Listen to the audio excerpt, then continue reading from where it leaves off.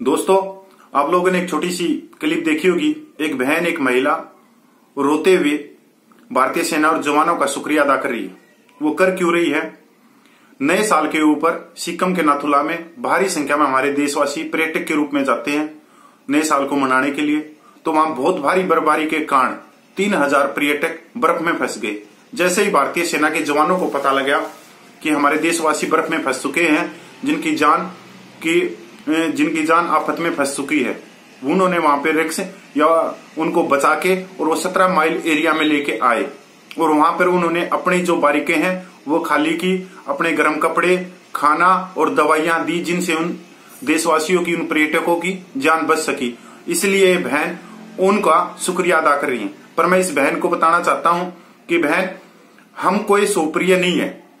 चाहे वो भारतीय सेना के हो, पैरामिलिट्री के जवान हो, कोई भी हो, आप स्वप्रिय हैं क्योंकि आप इस देश को चलाने के लिए अपनी गाड़ी कमाई से टैक्स देते हो। आपके टैक्स के पैसे से ये देश चलता है। इस देश के संसाधन बनाए जाते हैं जिनका प्रयोग आप लोग करते हैं। उन्हीं में से आपके टैक्स के पैसे से हमारे को वेतन स्वरूप पैसे मिलते हैं और उन पैसों का हमारा परिवार का लालन पोषण होता है। तो स्वप्रिय आप हैं, हम कुछ भी नहीं। पर हम अपनी बहन और अपने देशवासियों को इतनी गारंटी देते हैं कि भारतीय सेना, पैरामिलिट्री के जवान, आपका जो टैक्स का पैसा है उसका हम 100% काम आपको करके देते हैं। चाहे वो बाढ़ हो, चाहे भूकंप हो, चाहे देश में कहीं भी आग लगी हो, किसी भी समय देश पर कोई भी आफत पड़ी हो, यहाँ तक किसी दुश्मन हमारी धरती मां पर जब पैर गिरता है तो सबसे पहले गोली हमारे सीने से निकलती है। पर आप लोगों को हम थोड़ी सी भी तकलीफ नहीं होने देते, आप तक वो पूछने भी नहीं देते। इसलिए स्वप्रिय आप हैं क्योंकि आप हमारे पीछे खड़े हैं। आप इस देश को चलाने के लिए अपनी गाड़ी कमाई से टैक्स का पैसा देते हैं। मैं फिर आपको प्रणाम करता हूं। दूसरी मेरी बहन, मैं इतना ही मेरे देशवासियों को कहना चाहता हूं कि कभी भी जब टीवी के ऊपर किसी शहीद की खबर आ रही हो, चल रही हो, तो आप चैनल चेंज ना करें, आप उसको एक सलामी दे। और देशवासी जब भी आपके आस पड़ोस में, गांव में, तहसील में, जिले में जब भी कोई शहीद की शव यात्रा निकल रही हो तो आप उसको प्रणाम करें। आप अपने परिवार को लेके जाएं उस गांव में, अपने बच्चों को दिखाएं कि ये है हमारे देशभक्त, ये है हमारे जो हीरो हैं और इन्होंने आप लोगों के लिए, आप बच्चों के लिए, आप पूरे परिवार के लिए, पूरे समाज के लिए अपनी जान इस देश के ऊपर न्यौछावर कर दी। तो ये है जो पढ़ाई जो किताबों में भी नहीं है, इस देश का ही दुर्भाग्य ही है। दूसरा, मैं आप लोगों ने भी देखा होगा कि इस देश के अंदर, इस देश का दुर्भाग्य है या सौभाग्य है, यहाँ जब भी किसी शहीद का शव यात्रा आती है तो हमारे नेता, हमारे मुख्यमंत्री, प्रधानमंत्री, राष्ट्रपति दूर दूर तक कहीं भी नजर नहीं आते। यहां तक राष्ट्रपति तो सर्वोच्च सेनापति है, उनका वो किसी के अंदर दखल अंदाजी नहीं कर सकते क्योंकि न्यायपालिका, कार्यपालिका और विधायिका वो कभी नहीं कर सकते। पर वो सेना में हमेशा एक्सेप्ट कर सकते हैं क्योंकि वह सर्वोच्च सेनापति है। पर हमने आज तक कभी भी अपने सेनापति, अपने राष्ट्रपति को किसी शहीद की शव यात्रा में शामिल होते हुए नहीं देखा।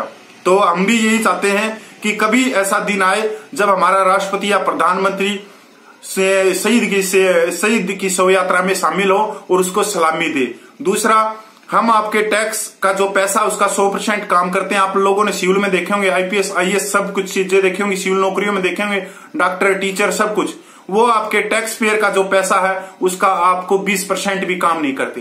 पर एक सैनिक है, चाहे पैरामिलिट्री का है, चाहे भारतीय सेना का है, वो आपको 100% देते हैं। आपने नेताओं को देखा होगा, आपके टैक्स का पैसे को लेके भाग जाते हैं या शराब क्वाब में उड़ा देते हैं या बहुत मौज मस्ती, बड़ी बड़ी गाड़ियां, बड़ी बड़ी कोठियां खड़ी कर देते हैं। आप ये बोलोगे देशवासी की सेना में भी भ्रष्टाचार है, तो सेना में कुछ आदमियों द्वारा भ्रष्टाचार है, बड़े लेवल पे है, जो सेना अधिकारी हैं, जो जवानों का राशन बेच खा जाते हैं, जो अंडे चोर हैं, जो आदर्श घोटाले के जो फ्लैट जो जवानों के लिए बने थे उनको बेच खा जाते हैं, जो हथियारों की दलाली खा जाते हैं, जो जवानों से सहायक जो अपने घरों पे नौकर बना के रखते हैं, अपने घर के काम करवाते हैं, या जो सद्भावना के नाम पे, जो तार फेंसिंग के नाम पे, जो ट्रेनिंग के नाम पे बहुत सारे फंड हैं, बहुत सारा पैसा आता है रक्षा बजट में, जिनको वो हजम कर जाते हैं। तो वो बहुत बड़े लेवल पे है और वो भ्रष्ट अधिकारी है। उनको भगवान और कानून सजा देगा क्योंकि वो देश के वो वो कीड़े हैं, वो गद्दार है जो बाहर के मुल्क में भी नहीं है, तो उनका तो कानून या भगवान ही उनका फैसला करेगा। पर मैं आप लोगों से इतना प्रार्थना करता हूं कि कभी भी जब शव यात्रा या किसी शहीद की आपको खबर लगती है तो आप उसको प्रणाम करो, क्योंकि वह शहीद आप लोगों के हौसले से वहां खड़ा है। माइनस की जो बर्फ पड़ती है उसके अंदर ठिठुरती ठंड में जहां हार्ट कप जाते हैं, वहां आपके हौसले के कारण खड़ा है। गर्मी में खड़ा, अपने बच्चों से दूर खड़ा है, अपने परिवार को छोड़ के दूर खड़ा है। वो सिर्फ आप लोगों के लिए, ना कि उसकी कोई पर्सनल दुश्मनाई है किसी देश से, नहीं। वो सिर्फ आप लोगों के लिए, आप लोगों की सेवा करने के लिए, क्योंकि आप लोग उनके पीछे हो।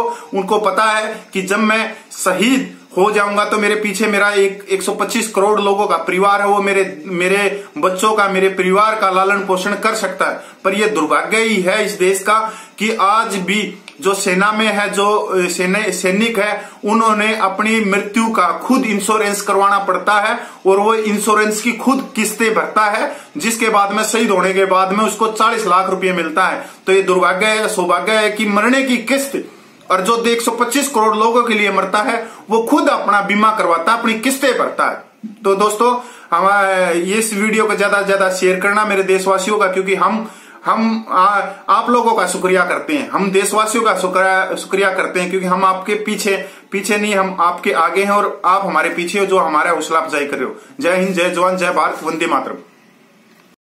इंडियन आर्मी, आप लोगों की वजह से हम जिंदा है। हम सब न्यूज में सुनते थे कि आर्मी क्या करती, आज पहली बार देखा है। मतलब रोइए मत मैम, शुक्रिया नहीं अदा कर सकते। कभी शायद कुछ करने का मौका मिलेगा तो जरूर करेंगे। Thank you.